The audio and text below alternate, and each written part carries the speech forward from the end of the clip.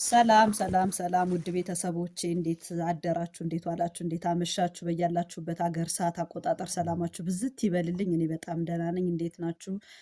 ደህና ነኝ፣ እግዚአብሔር ይመስገን። ዛሬ ደግሞ እስቲ ስለ ጉለሌ አርሴማ ቦታውን ያው ሁላችሁም ታውቁታላችሁ ብዬ ገምታለሁ። ግን እኔ ያው ምስክርነት ነው የምናገረው። ቦታውን ብዙ ሰው ያውቀዋል ብዬ አስባለሁ። እና እዛ ቦታ ላይ አንድ ወንድማችን ጓደኛ ሙዝ አይወድም፣ በህይወቱ ሙዝ አይወድም ሰውየው ማለት ነው።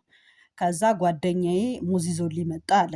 ያንን ሙዝ በህይወቴ እኔ ሙዝ በልቼ አላቅም አለ። ያንን ሙዝ ልክ ገና ይዞት ሳየው አለ በቃ ከእጁ ንጥቅ አድርጌ ሁሉንም 2 ኪሎ ይሆናል አለ ጭርስ አድርጌ የበላሁት አለ፣ ሙዙን በሙሉ ማለት ነው።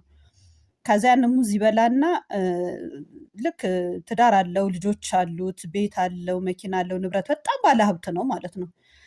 ከዛ ሀብቴ ንብረቴ እንዳለ የት እንደገባ አላቅም፣ ለማን እንዳበደርኩ ለማን እንዴት እንደሰጠው እንዴት ሆነ ያ ሁሉ ንብረቴ እንዳለቀ አላቅም አለ። ከዛ ንብረቴ በሙሉ ወድሞ በቃ እኔ የራሴን ሁሉ መቆጣጠር አቃተኝ ምናምን፣ ሚስቴም ጥላኝ ሄደች አለ። ቤተሰብ ሁሉ ተበትኖ ያንን ሁሉ አያቅም።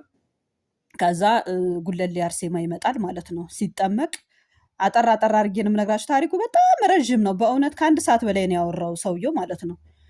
ከዛ ሲጠመቅ ሙዙ ራሱ ይወጣል ማለት ነው። ሙዙ ራሱ ከነ አካሉ ከነ ልጣጩ ከነምኑ ሙዙ ወጣ።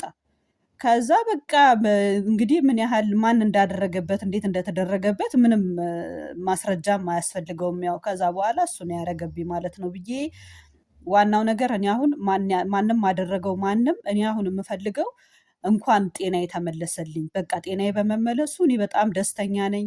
ከዛ በኋላ በማላቀው መንገድ ገንዘቤን እኔ እኮ ይሄን ያህል ተበድሬህ ነበር እያለ በቃ ንብረቴ በሙሉ መኪናዬም ቤቴም ምንም ያንን ሁሉ ገንዘቤን ሲሰጡኝ ያ ሁሉ ነገር ተመለሰልኝ። ብዙ ነገር አለው በቃ ያው መናገር አቅቶት በጣም እያለቀሰ ነው የሚናገረው። እና በቃ እኔ ብዙ ተአምር ነው ያየሁት። እንደዚህም አይነት ነገር አለ ወይ? እንዴት ሙዝ ከነ አካሉ እንዴት ያን ያህል ዘመን ተቀመጠ? እንግዲህ ይህን ሁሉ ነገር ያደረገችልኝ እናቴ ቅድስት አርሴማ ለእናንተም ትድረስላችሁ ብሎ ያንን ምስክርነት ሰጥታ ቤተሰቦቹም ተመለሱ። ሁሉን ነገር እንደነበረ ሆኖ አሁን እየኖርኩ ነው፣ ብዙ አመታት ነው የታመምኩት ምናምን ብሎ ምስክርነት የሰጠውን ልነግራችሁ ነው። እና እኔ በጣም ስለገረመኝ ነው።